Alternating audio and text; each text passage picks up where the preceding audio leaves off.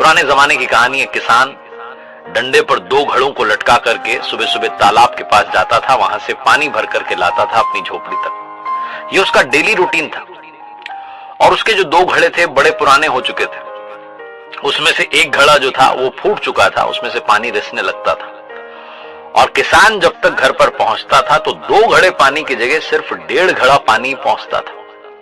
जो सही घड़ा था उसे इस बात का घमंड था कि जो मुझे कार्य दिया गया है मैं 100% काम पूरा करता हूं, जो किसान की मेहनत उसको बर्बाद नहीं होने देता। और वो इस बात से फूटे घड़े को चिढ़ाता था कि तुम किसी काम के नहीं हो, तुम्हारा समय समाप्त हो चुका है, तुम्हारे अंदर इतनी बड़ी कमी है, वो तो किसान को पता नहीं चल रहा है, पता चल गया तो तुम्हें कब का उठा करके फेंक देगा, नया वाला घड़ा ले आएगा। इस बात से बार बार उसे चिढ़ाता था। और वो जो फूटा घड़ा था वो भी बड़ा उदास रहता था। वो सोचा करता था कि बेचारा किसान जो इतनी मेहनत कर रहा है, उसकी मेहनत व्यर्थ हो जाती है, मैं पूरा पानी भी घर तक नहीं पहुंचा पाता, किस काम का। एक दिन उससे रहा नहीं गया। उसने सोचा कि किसान से बात करनी चाहिए, किसान को बताना चाहिए कि मुझ में इतनी बड़ी कमी है, मुझे हटा दो, किसी और को ले आओ। तो उसने कह दिया कि मालिक, आप इतनी मेहनत कर रहे हैं लेकिन व्यर्थ हो जा रही है।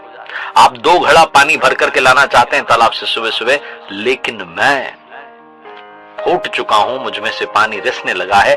आप 2 घड़े की जगह घर पर सिर्फ 1.5 घड़ा पानी ही ले जाते हैं। और अब समय आ गया मालिक कि मुझे आप छोड़ दें, मेरी जगह किसी और नए घड़े को ले आए। आपसे दूर होकर के बुरा तो लगेगा, लेकिन समय आ गया तो आ गया। किसान ने कहा, सुनो, उदास नहीं होते, मन छोटा नहीं करते, कल सुबह जब हम फिर से आएंगे तो वापसी में सुंदर सुंदर फूल दिखेंगे, उन्हें देखना। अगली सुबह वही रूटीन किसान ने फॉलो किया। जब वो गया, वही डंडे पर दोनों तरफ घड़े लटका करके तालाब में से पानी भर के लाया, तो जो फूटा घड़ा था उसने देखा कि सुंदर सुंदर फूल जो है रास्ते में थे। उसका मन थोड़ी देर के लिए प्रसन्न हुआ, उदासी थोड़ी दूर हुई। जब झोपड़ी में आए, किसान ने आकर के वो दोनों घड़े रखे तो फूटे घड़े से पूछा कि बताओ कैसा लगा आज, थोड़ा मन ठीक है? उसने कहा, हाँ, रास्ते में तो बड़ा अच्छा लगा, मन प्रसन्न हुआ, सुंदर सुंदर फूल देखने को मिले, लेकिन फिर से उदास हो गया। आप पूरा घड़ा भरकर लाए थे, आधा ही घड़ा पानी रह गया। आपकी मेहनत फिर से 1.5 हो गई, 2 नहीं रह पाई। किसान ने कहा, अरे तुम भूल गए, तुमने शायद ध्यान नहीं दिया, जो सुंदर फूल थे वो तुम्हारी ही तरफ थे। दूसरी तरफ जो सही घड़ा है उस तरफ कोई फूल नहीं थे, सिर्फ तुम्हारी तरफ थे। पता है क्यों? क्योंकि मुझे बहुत समय पहले से पता है कि तुम फूट चुके हो, तुम में से पानी रिसने लगा है।